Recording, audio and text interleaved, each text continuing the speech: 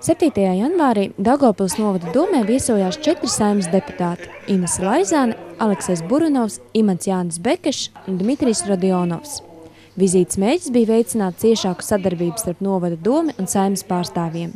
Deputāti tika iepazīstināti ar novada darbību un līdzšinējo projektu attīstību.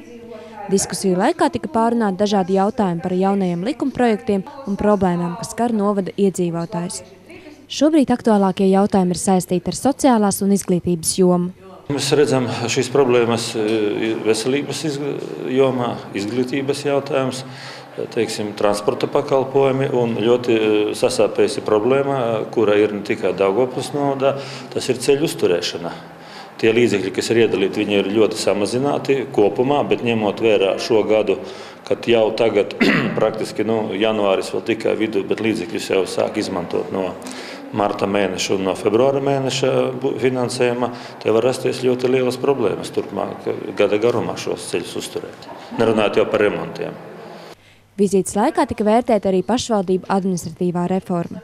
Daugavpils novada domes priekšsēdētāja Janīna Jelinska atzina, ka reģionālo reformu valstiskā mērogā nevar vērtēt kā veiksmīgu, jo daudzi rajoni ir apvienojušies haotiski. Kā rezultātā ne visi mazie novadi spēja pilnvērtīgi veikt visas pašvaldību funkcijas. Savukārt Daugavpils novads tiek uzskatīts par veiksmīgu piemēru. Daugavpils novads ir viens no tiem novadiem, kas teritoriālās reformas rezultātā manā uztverē izveidojas ļoti pareizi. Saistībā no tā, ka apvienojas gandrīz visi esošie pagasti. Tas ir liels novads, vairāk gandrīz 30 000 iedzīvotāju. Tur iekšā liels potenciāls, liela kapacitāte un lielas iespējas. Viņiem ir šajā grūtajā laikā daudz vieglāk izdzīvot un arī, piesaistīt projektus nekā mūsu Latgales mazajiem novadiem, kāda ir Baltinava, piemēram, kāda ir Rugāja, kur iedzīvotāju skaits ir apmēram tikai pie 1000.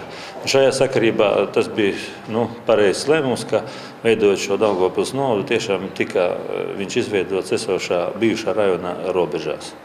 Deputāti norādīja, ka šādas vizītes palīdz saeimas darbā, jo rada padziļinātāku situācijas un problēmu izpratni reģionos.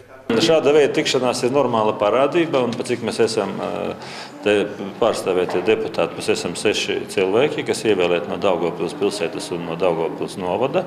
Esam daugavpilieši, un mums bija tāda tikšanās arī Daugavpilī jau pie Lašplēša kunga. Mēs domājam, ka vismaz reizi 2 mēnešus mēs labprāt nāktu, runātu, jau pieskārtos konkrētiem jautājumiem, konkrētām problēmām, kurus mēs varētu virzīt saimā caur attiecīgām komisijām, varbūt iesniegt attiecīgais ministrijās. Es domāju, ka kaut kas uz kopiem spēkiem arī izdotos, iedzīvotāju labā.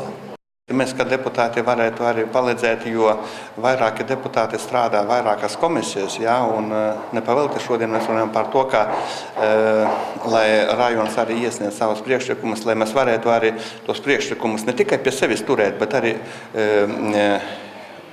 ieteikt arī citiem, no citām partijām, no citām komisijām, lai viņi varētu to neatjaunot, bet varbūt virzīt uz priekšu.